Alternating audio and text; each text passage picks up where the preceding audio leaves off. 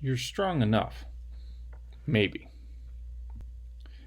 So I want you to imagine that you're on your first day at a new job in a new city, and you're told that your lunch break is starting. So go get lunch.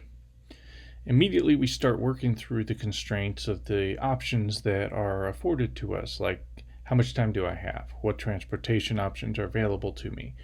What food options are there around me? What's my budget? What do I like to eat? Etc., etc. Let's say your boss then tells you the company's paying for this lunch and he handed you some money.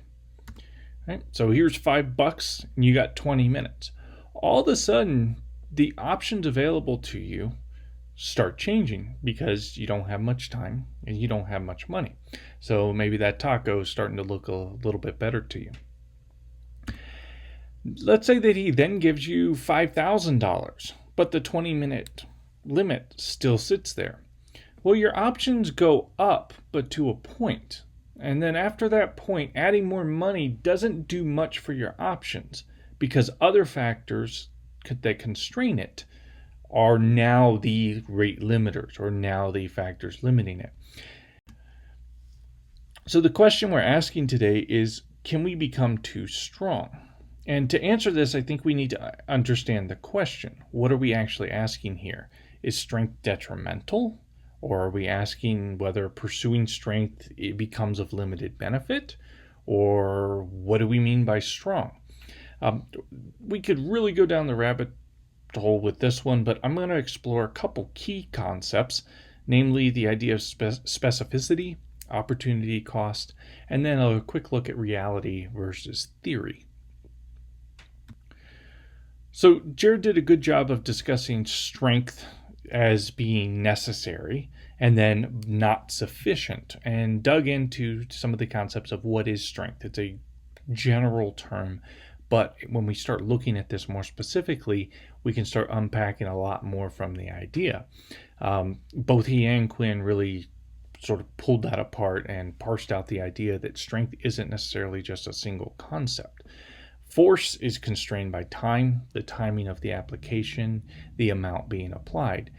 And these factors work together to create a response.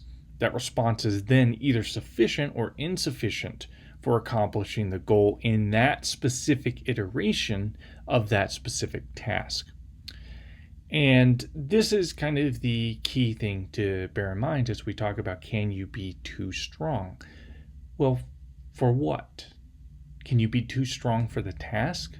Well, you can have an excess of strength, right? Everybody here has written with a pencil at some time, and your strength exceeded your ability your strength exceeded the abilities used by yourself during that action.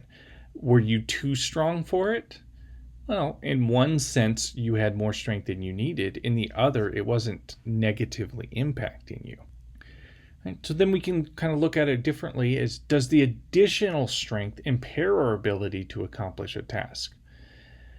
And like I said with the pencil, we don't see this. We do see some where additional strength will require you to then go and practice your skill because you are not used to having that strength available to you. Think about that $5,000 budget for lunch. All of a sudden, the approach you take to deciding where to eat is different. So you might have to learn a little bit of budgeting strategies. You might have to start learning what other options are available now that you've created this new opportunity for yourself. But it's not going to impair our ability to accomplish the task.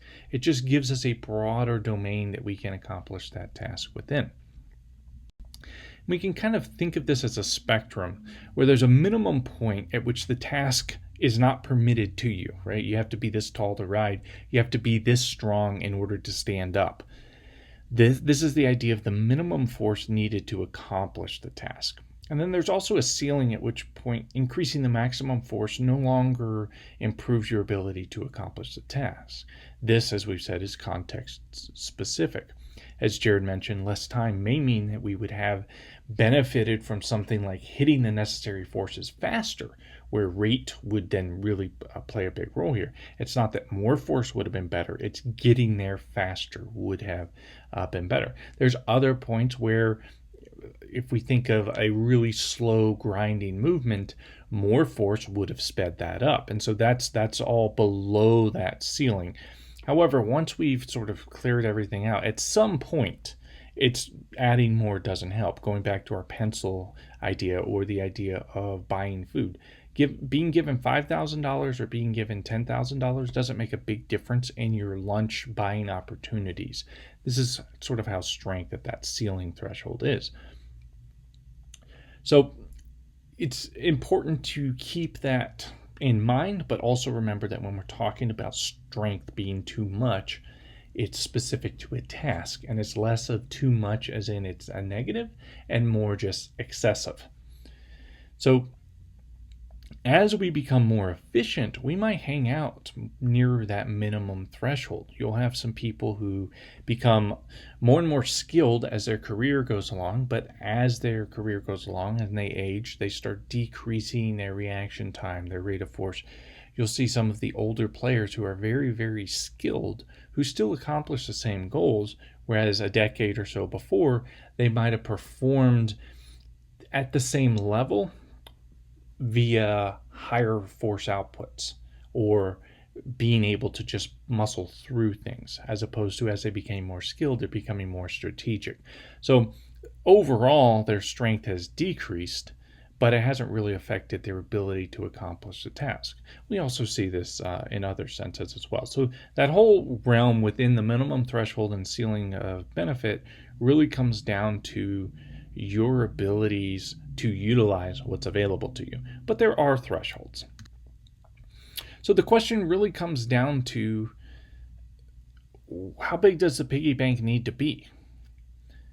So you can be specific to the task, right? You can be too strong in the sense that you had more strength than that specific task required, and you had sort of a strength savings account that far exceeded the variations that the task would demand. In this sense, you would approach your question asking, what is the maximum strength demands of the highest level tasks that this individual will engage in?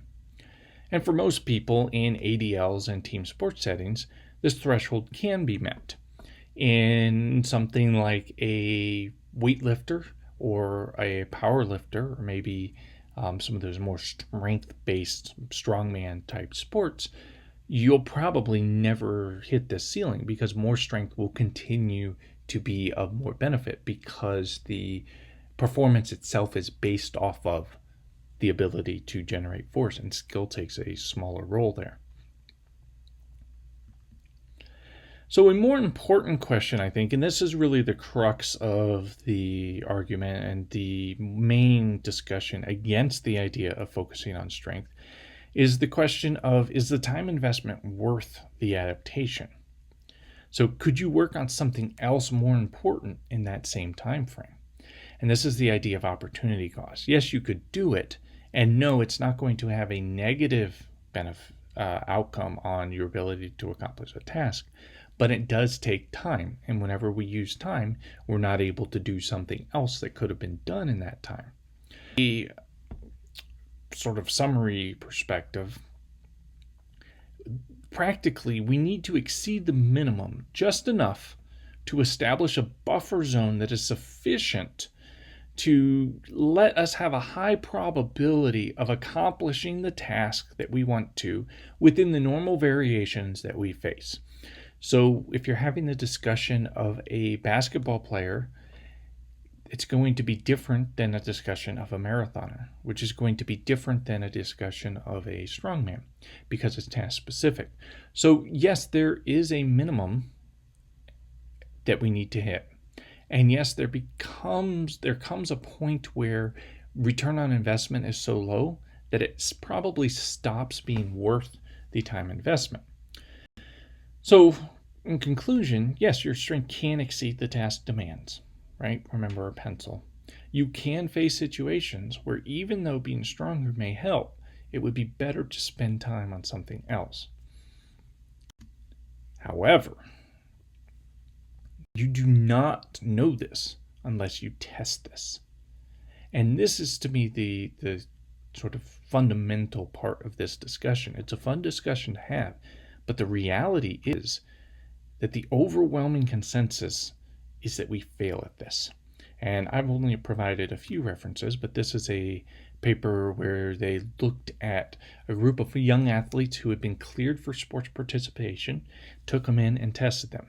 Over 70% of them failed, just the basic tests that are established. This is a survey of surgeons asking what clinical practice patterns. Less than 40% of them tested strength or recommended that they tested strength. A large majority discussed manual muscle testing. We know very, very convincingly that manual muscle testing is not giving us any information about this. So if you say I test strength, I do manual muscle testing, you don't test strength.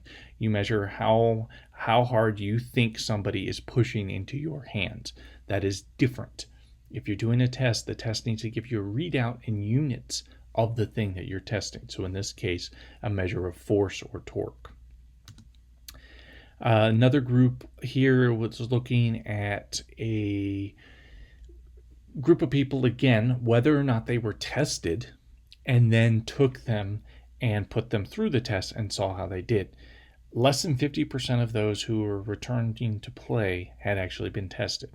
Of those who've been tested, less than 23% actually passed when they were put through a reliable test done by these researchers. Less than 10% of those who had not been tested actually passed.